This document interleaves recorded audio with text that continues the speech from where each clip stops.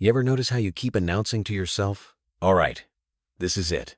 I'm done playing around."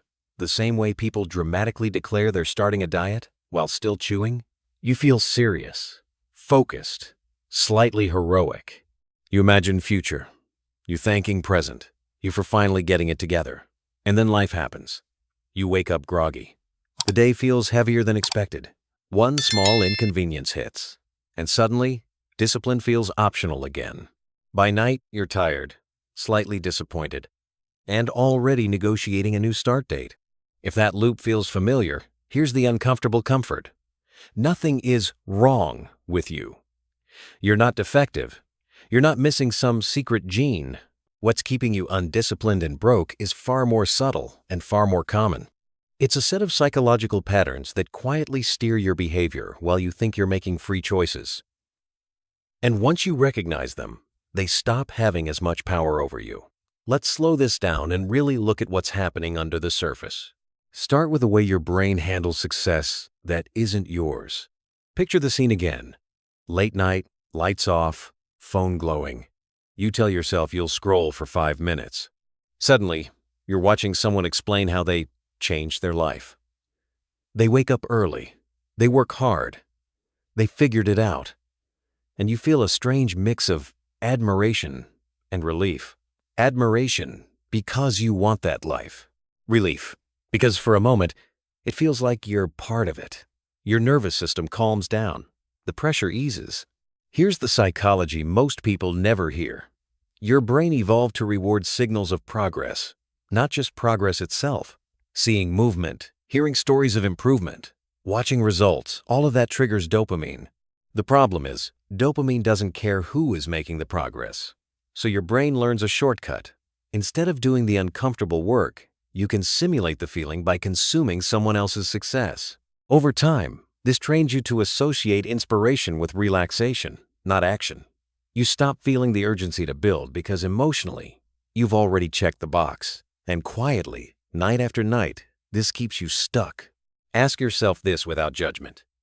When you consume motivational content, do you feel more driven or more done? Then there's the pattern that looks responsible, even admirable, from the outside. Endless preparation. You don't rush into things. You think. You plan. You want to do it right. You read about systems, strategies, routines. You tell yourself discipline will come once the plan is perfect. But perfection is a moving target, and your brain knows it. Psychologically, preparation delays exposure to embarrassment, exposure to feedback, exposure to discovering that effort doesn't guarantee applause. There's a very human fear here. If you try and fail, it hurts. If you never try, you get to keep believing you would have succeeded. Potential is intoxicating. Untouched potential feels clean. Action is messy. Action collapses imagination into reality, and reality doesn't always flatter us. So the mind stays busy refining instead of risking. But money doesn't respond to intention. Confidence doesn't grow from plans. Discipline is forged in the friction of doing something imperfectly, again and again. So pause and ask yourself, what would you lose if you stopped preparing and actually began? Now let's talk about busyness, the socially acceptable escape hatch. You're not sitting around doing nothing. You're tired. You're handling things. You've got obligations. People rely on you. Your days feel full, and yet strangely empty of progress. Psychologically, busyness works like a shield. As long as you're occupied, you don't have to confront deeper questions. Questions like, am I living deliberately? Or if I keep going like this, where do I end up? Stillness is threatening because it invites self-honesty, and self-honesty can be painful. So you fill the space. Answer that message. Run that errand. Say yes to that favor. These tasks make you feel useful without forcing you to change. But financial growth almost always requires discomfort. Renegotiating priorities, disappointing expectations, choosing long-term payoff over short-term approval. That's emotionally expensive. So instead, you stay busy. It looks like effort. It feels like effort. but it doesn't move the needle. Let this one land. Are you exhausted because you're building something hard, or because you're avoiding something important? Then we arrive at the identity you've been carrying. This part runs deep. At some point, maybe years ago, you told a story about yourself. Maybe it was after a few failures. Maybe you heard it from family. Maybe life just reinforced it enough times that it felt true. I'm inconsistent. I don't stick with things. Money stresses me out. The brain loves shortcuts, and identity is the biggest one. Once you decide who you are, your behavior aligns to protect that image, even if the image hurts you. This is where self-sabotage gets sneaky. Every time you act undisciplined, it feels familiar. Familiar feels safe. Changing would require rewriting your self-concept, and that's destabilizing. Because if you can be disciplined, then the question becomes, why haven't you been? That question carries guilt, regret, and responsibility, emotions the mind would rather avoid. So staying broke, inconsistent, or scattered can feel oddly comforting. It keeps the story intact. Ask yourself this gently. If you no longer believed your old identity, what would you be expected to do differently tomorrow? And now the core truth, tying all of this together. Discipline is not about character. It's about how your nervous system responds to discomfort.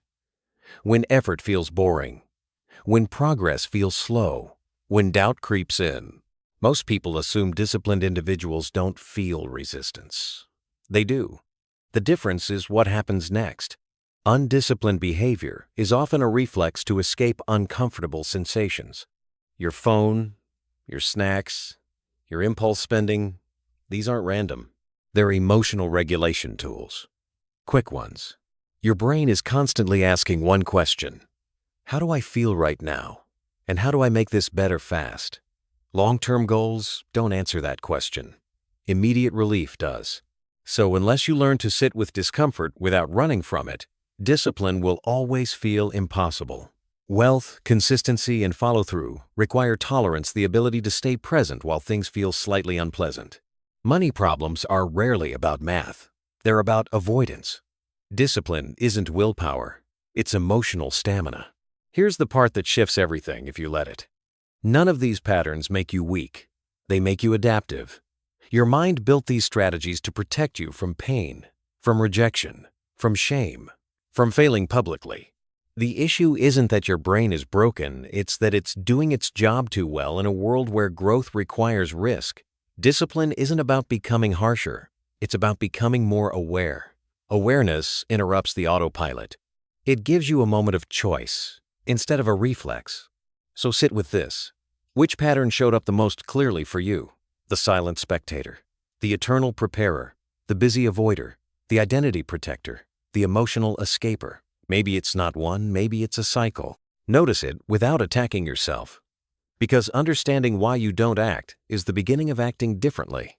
And if this felt uncomfortably accurate, if it put language to something you felt but couldn't name, stay with this work. Because discipline doesn't start with doing more. It starts with seeing yourself clearly enough to stop running.